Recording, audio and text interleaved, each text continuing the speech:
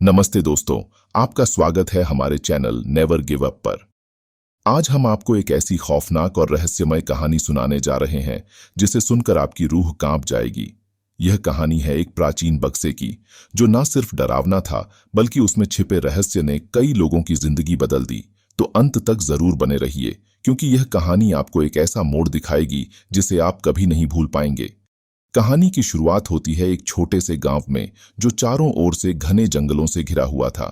इस गांव में एक पुराना टूटा फूटा मकान था जिसे लोग भूतिया हवेली कहते थे। उस हवेली के अंदर एक लकड़ी का पुराना बक्सा था जिसे कोई छूने की हिम्मत नहीं करता था। गांव में अफवाह थी कि इस बक्से को खोलने वाला व्यक्ति कभी भी वापस नहीं आता। बक्से पर अजीबोगरीब निशान थे जो किसी अनजान भाषा में खुदे हुए थे, और बक्से से अक्सर रात में अजीब सी आवाजें सुनाई देती थीं। रवि, एक जिज्ञासु युवा जो रहस्यमयी चीजों का पीछा करना पसंद करता था, ने इस बक्से के बारे में सुना। वह गांव के लोगों की डरावनी कहानियों पर यकीन नहीं करता था और खुद इस रहस्य को सुलझाने के लिए तैयार हो गया। रवि ने तय किया कि वह इस बक्से को देखेगा और पता लगाएगा कि इसमें ऐसा क्या है जो लोगों को डराता है। एक ठंडी चांदनी रात में, जब पूरा गांव सो रहा था, रवि ने अकेले उस भूतिया हवेली में कदम रखा। हवेली के अंदर का माहौल अजीब था। हर कोने से अंधेरा टपक रहा था और दीवारों पर लगी तस्वीरें जैसे उसे घूर रही थीं। हवेली में घुसते ही उसे ठंडी हवा का झोंका महसूस हुआ और एक अजीब सी फुसफुसाहट सुनाई देने लगी। बक्सा हवेली के बीचों बीच रखा था और उसकी सतह पर धूल की मोटी परत जमी हुई थी। रवि ने अपने हाथ से धूल हटाई और बक्से को ध्यान से देखने लगा। जैसे ही उसने बक्से को छुआ, उसे लगा कि बक्सा हल्के हल्के कंपन कर रहा है। वह थोड़ा डर गया, लेकिन अपने डर को अनदेखा कर बक्से को खोलने की कोशिश की। बक्सा खोलते ही अंदर से एक तेज रोशनी निकली और पूरी हवेली कांपने लगी। बक्से के अंदर से अचानक एक जोरदार चीख निकली, जैसे किसी कैद आत्मा ने आजादी की पुकार की हो। रवि ने घबराकर बक्से का ढक्कन बंद करने की कोशिश की, लेकिन बक्सा खुद ब खुद हवा में उठ गया। रवि डर और हैरानी के बीच फंसा खड़ा था। तभी बक्से से एक काली छाया बाहर निकली। यह छाया धीरे धीरे एक भयानक आकृति में बदलने लगी। जलती हुई लाल आंखें, लंबे नुकीले दांत और एक डरावना चेहरा। छाया ने रवि की ओर इशारा किया और गहरी आवाज में कहा, तुमने मेरी नींद को तोड़ा है, अब तुम्हें इसकी कीमत चुकानी होगी। रवि ने डरते हुए पूछा, तुम कौन हो और इस बक्से में क्या कर रही हो? छाया ने जवाब दिया, मैं एक आत्मा हूं जिसे कई सालों पहले इस बक्से में बंद कर दिया गया था। अब मैं आजाद हूं, लेकिन तुम्हारी वजह से मैं इस दुनिया में वापस नहीं जा सकती। रवि ने साहस जुटाकर पूछा, मैं तुम्हारी मदद कैसे कर सकता हूं? छाया ने कहा, मुझे उस व्यक्ति का नाम बताओ जिसने मुझे इस बक्से में बंद किया। लेकिन रवि को कोई जवाब नहीं सूझा। तभी उसे अपनी दादी की एक कहानी याद आई, जिसमें कहा गया था कि ऐसी आत्माओं को सिर्फ सच्चाई और विश्वास से मुक्त किया जा सकता है। रवि ने अपनी दादी द्वारा सिखाए गए मंत्र का उच्चारण शुरू किया। जैसे ही उसने मंत्र पढ़ना शुरू किया, बक्सा एक बार फिर से कंपन करने लगा और हवेली में तेज हवा चलने लगी। अचानक बक्से के अंदर से रोशनी की एक और किरण निकली और छाया धीरे धीरे गायब होने लगी। पर इसके साथ ही रवि को एक और आवाज सुनाई दी, ध्यान रखना, यह बक्सा अब भी एक रहस्य है। इसे कभी भी पूरी तरह मत खोलना, वरना यह दुनिया खतरे में पड़ जाएगी। रवि ने जैसे ही बक्से का ढक्कन पूरी ताकत से बंद किया, हवेली शांत हो गई। लेकिन कहानी यहीं खत्म नहीं हुई। रवि ने गांव लौटकर सबको इस घटना के बारे में बताया। गांव वालों ने बक्से को हमेशा के लिए उस हवेली में बंद रखने का फैसला किया। पर रात में रवि को अपने घर की खिड़की पर वही काली छाया दिखाई दी। उसने डरते हुए पूछा, तुम अब भी क्यों हो यहाँ? छाया ने हल्की सी मुस्कान के साथ जवाब दिया, मैं तुम्हारा शुक्रिया अदा करने आई हूँ। तुमने मुझे मुक्त किया, लेकिन मेरी कहानी अभी भी अधूरी है। रवि ने उसे देखकर कहा, क्या मैं तुम्हारी मदद कर सकता हूँ? लेकिन इससे पहले कि छाया कुछ कह पाती, वह गायब हो गई। रवि अब हर रात उस बक्से के बारे में सोचता रहता है। क्या बक्से का रहस्य सच में खत्म हो गया था, या वह सिर्फ एक शुरुआत थी? रवि अब उस रात के बाद से बदल चुका था। बक्से से जुड़ा रहस्य उसे बेचैन करता रहता। गांव के बुजुर्गों ने सलाह दी कि वह उस हवेली से दूर रहे, लेकिन रवि की जिज्ञासा उसे चैन नहीं लेने दे रही थी। एक रात जब पूरा गांव गहरी नींद में था, रवि ने अपने दोस्तों को यह बात बताने की कोशिश की, लेकिन हर बार उसे टाल दिया गया। अचानक एक दिन गांव में अजीब घटनाएं होने लगीं। लोगों ने बताया कि हवेली के आसपास रात को रहस्यमय रोशनी दिखाई देती है और वहां से किसी औरत के रोने की आवाज सुनाई देती है। गांव वाले इतने डरे हुए थे कि उन्होंने उस इलाके में जाना बंद कर दिया। रवि ने इन घटनाओं का सामना करने की ठान ली। इस बार वह अकेला नहीं, बल्कि अपने दोस्त सूरज को लेकर वहां पहुंचा। सूरज पहले से ही इस तरह की कहानियों में यकीन नहीं करता था, लेकिन रवि के विश्वास और जिद ने उसे भी इस रहस्य को जानने के लिए प्रेरित किया। दोनों ने कुछ टॉर्च और प्राचीन मंत्रों की एक किताब लेकर रात को हवेली में कदम रखा। जैसे ही दोनों अंदर गए, उन्हें एक ठंडी हवा का झोंका महसूस हुआ। हवेली में हर कोने से एक अजीब सी फुसफुसाहट हो रही थी, जैसे कोई उनके कदमों को गिन रहा हो। बक्सा अब भी वहीं था, लेकिन इस बार उसके आसपास की दीवारों पर कुछ अजीब से निशान बने हुए थे, जैसे किसी ने खून से लिखे हों। सूरज ने झिझकते हुए पूछा, रवि, क्या यह सही फैसला है? रवि ने आत्मविश्वास के साथ कहा, हमें पता लगाना होगा कि यह बक्सा असल में क्या है।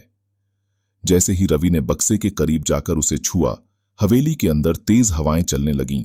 बक्से के ऊपर से काले धुएं की एक परत निकली और एक औरत की आकृति में बदल गई। ये वही छाया थी जिसने पहले रवि से बात की थी, लेकिन इस बार उसका चेहरा पहले से ज्यादा गुस्से और दर्द से भरा हुआ था। उसने गहरी आवाज में कहा, तुमने मुझे मुक्त किया था, लेकिन अब तुमने दोबारा इस बक्से को छुआ।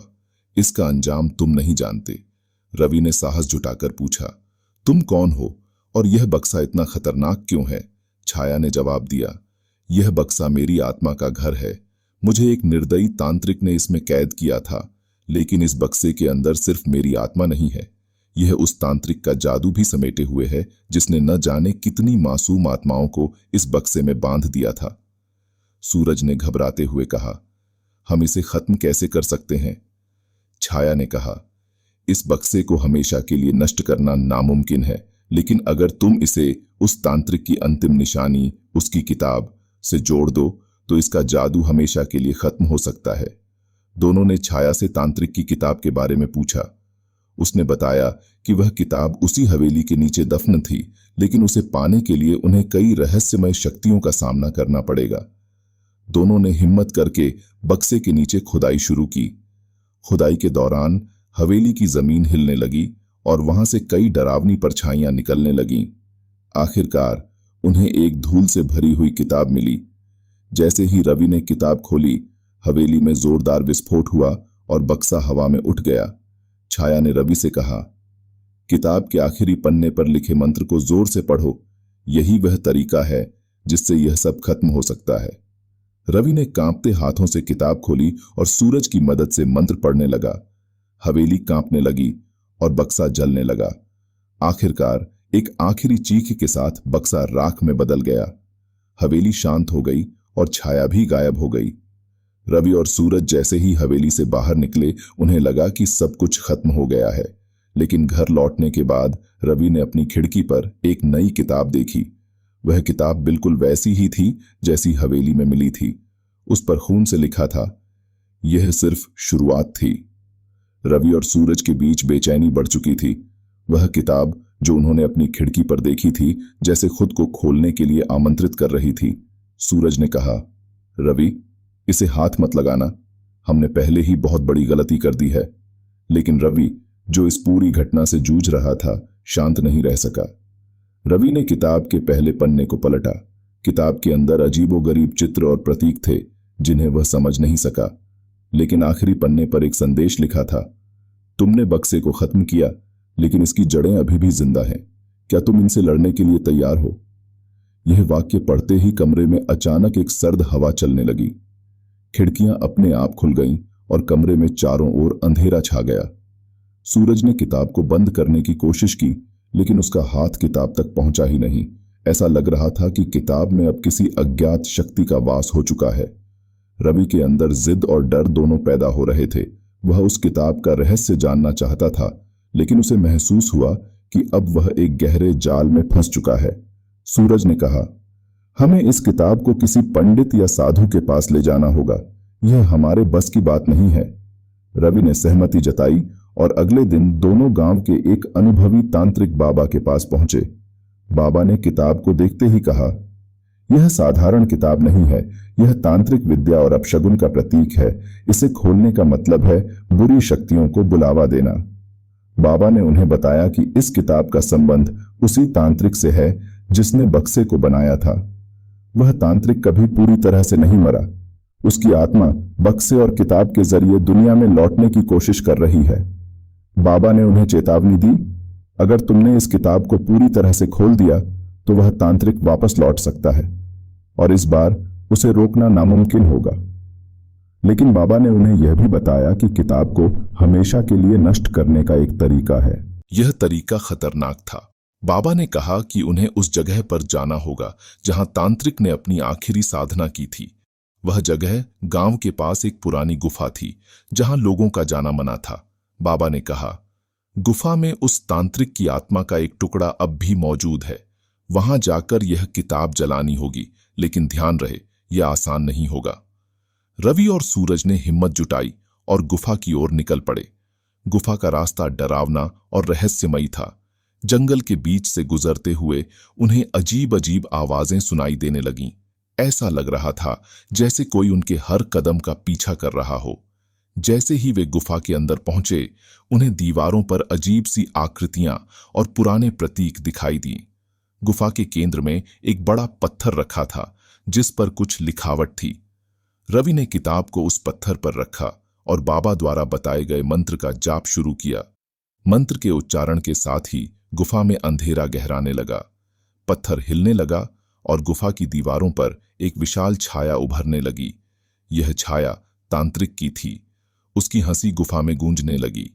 उसने कहा, तुमने मुझे नष्ट करने की हिम्मत की, अब तुम दोनों इसकी कीमत चुकाओगे। छाया ने हमला करना शुरू कर दिया। गुफा की जमीन हिलने लगी और पत्थर टूटने लगा। सूरज ने डर के मारे रवि को रोका और कहा, हमें भागना चाहिए। लेकिन रवि ने कहा, नहीं, अगर हम आज इसे खत्म नहीं करेंगे तो ये हमेशा के लिए हमारे पीछे रहेगा। रवि ने पूरी ताकत से मंत्र का जाप जारी रखा। छाया ने उसकी ओर बढ़ते हुए कहा, यह मंत्र मुझे नहीं रोक सकता, तुम्हारी कोशिशें बेकार हैं। लेकिन तभी सूरज ने किताब पर रखे पुराने ताबीज को याद किया जो बाबा ने उन्हें दिया था। सूरज ने वह ताबीज उठाकर किताब पर रखा। जैसे ही ताबीज किताब के संपर्क में आया, किताब से एक तेज रोशनी निकली। छाया चीखते हुए गायब होने लगी। गुफा के अंदर की सारी परछाइयां खत्म हो गईं। किताब अचानक से जलने लगी और राख में बदल गई। रवि और सूरज ने राहत की सांस ली। उन्हें लगा कि यह अंत था, लेकिन गुफा से बाहर निकलते ही उन्होंने देखा कि गांव के आसमान में काले बादल मंडरा रहे थे। गांव के हर कोने में अजीब सी खामोशी थी। तभी बाबा ने कहा, तुमने किताब को नष्ट कर दिया, लेकिन इसकी काली शक्तियों ने तुम्हें हमेशा के लिए चिह्नित कर दिया है। अब तुम्हें सावधान रहना होगा। यह सिर्फ एक लड़ाई थी, जंग अभी बाकी है। तो दोस्तों, यह थी भूतिया बक्से की कहानी का रोमांचक अंत। लेकिन क्या यह सचमुच अंत है या इस रहस्य की परतें अभी बाकी हैं? यह जानने के लिए हमारे चैनल नेवर गिव अप को सब्सक्राइब करें।